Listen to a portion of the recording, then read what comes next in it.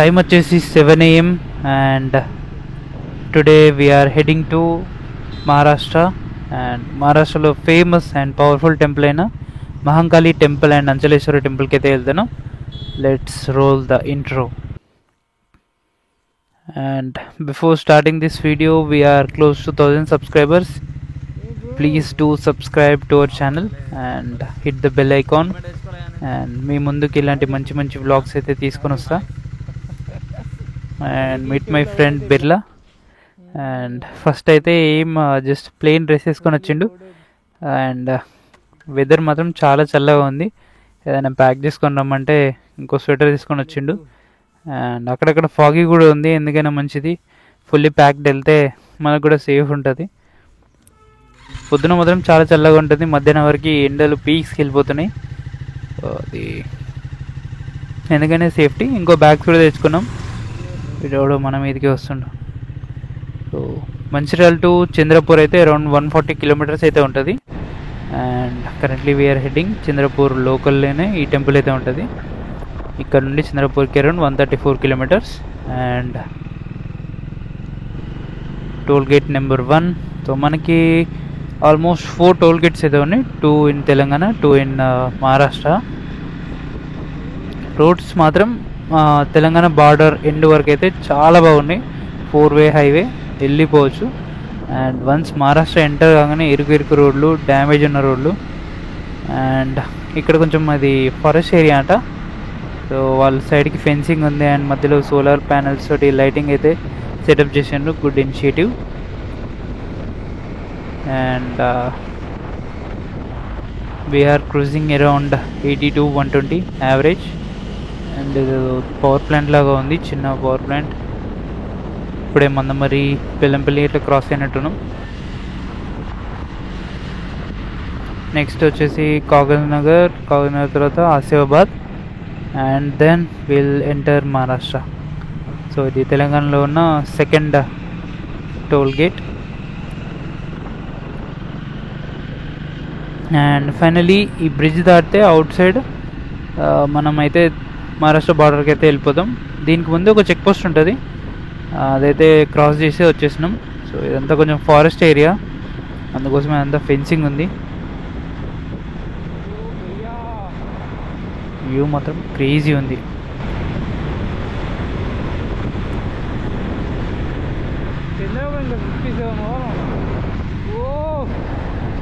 Enter అవుతాడే bro, 4-వే కాస్త 2-వే.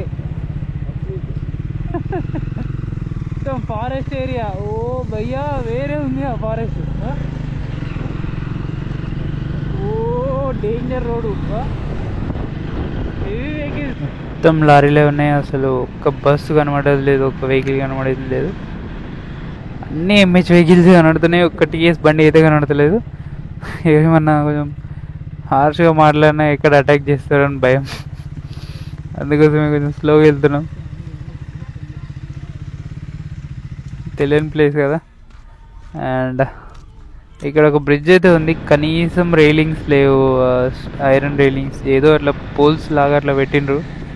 చాలా dangerous. Of course పక్కకు బ్రిడ్జ్ కడుతున్నాను, కనీసం ప్రొటెక్షన్ లేకుండా ఉంది. అది పొరపాటున ఎవరైనా నైట్ టైం వచ్చినప్పుడు చూసుకుంటూ పడిపోతే మాత్రం డేంజర్గా పడిపోతారు. అండ్ ఫైనల్లీ మేము ఈ బోర్డు కోసం అయితే చాలాసేపు నుండి వెయిట్ చేస్తున్నాం. Welcome to Maharashtra. So board కనబడంగానే కొద్దిసేపు ఆగి అక్కడ ఒక చిన్న వీడియో క్లిప్ తీసుకొని అయితే మళ్ళీ స్టార్ట్ అయిపోయినాం. So finally we're just 20 kilometres I think to Chandrapur. And ఇక్కడ ఏదో ఫ్యాక్టరీ ఉంది, చాలా పెద్ద ఫ్యాక్టరీ, థర్మల్ పవర్ ప్లాంట్ అనుకున్నా. కొంచెం ముందుకెళ్ళి చూస్తే అది పేపర్ ప్లాంట్ అని తెలిసింది. ఆల్మోస్ట్ 2 కిలోమీటర్స్ లెంత్ అయితే ఉంది, చాలా పెద్దగా ఉంది పవర్ ప్లాంట్ అయితే. Sorry, paper plant. News paper కూడా కాదు, జస్ట్ పేపర్ ప్రొడక్షన్ అంతే. ఇంకోటి కాగజ్నగర్ దగ్గర కూడా ఉంది పేపర్ ప్లాంట్. సో మళ్ళీ ఇంకో second board, welcome to Maharashtra. And ఇక్కడ ఈ బోర్డ్ తర్వాత నుండి అయితే రోడ్స్ అయితే చాలా బాగున్నాయి. మంచి బైక్ని లీన్ చేసుకొని వెళ్ళిపోవచ్చు. క్రేజీ ఉన్నాయి రోడ్స్ మాత్రం ఇక్కడ నుండి.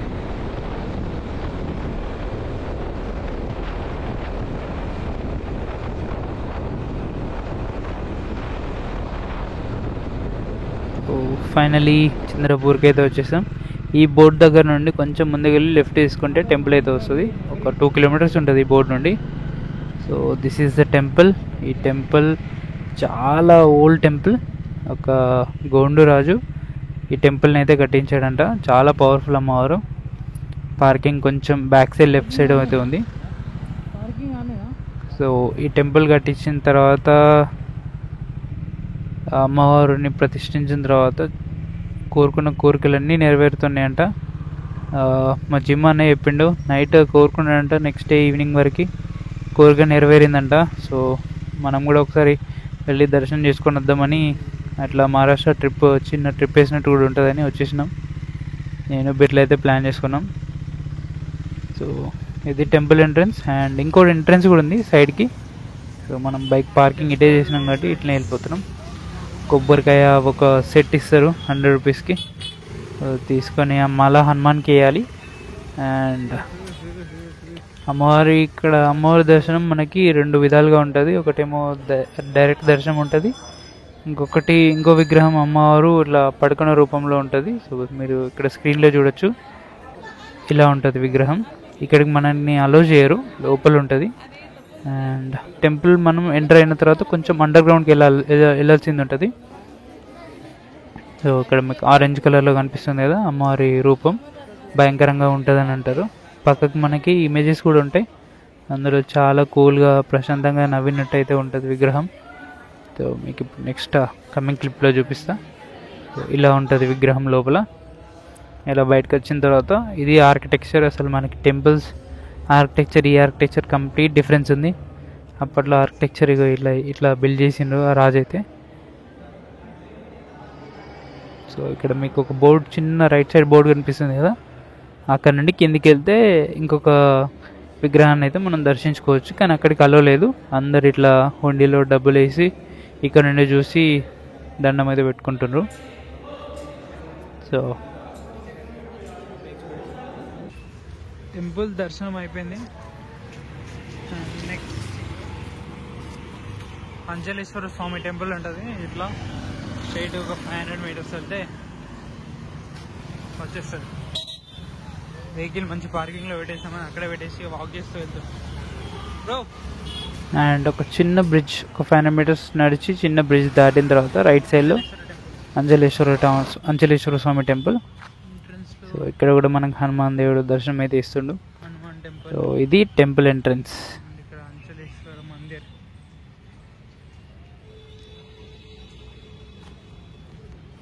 రైట్ సైడ్ అయితే టెంపుల్ ఉంది. టెంపుల్ దర్శనం చేసుకుని లెఫ్ట్ సైడ్ మసీద్ ఉంటుంది.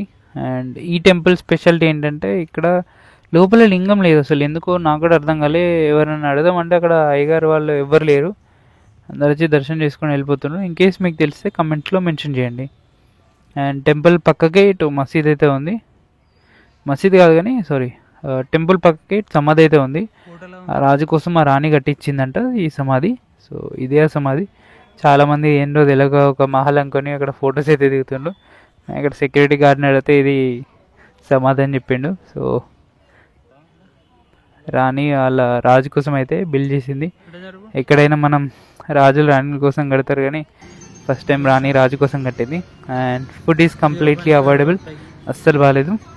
సో ఇన్ కేస్ మీరు వెళ్తే స్కిప్ చేయండి, మీరు ఓన్ ఫుడ్ తీసుకెళ్ళండి. That's all for this video. Thanks for watching. See you in the next one. If you like my content, please like, share and subscribe. Thanks for watching.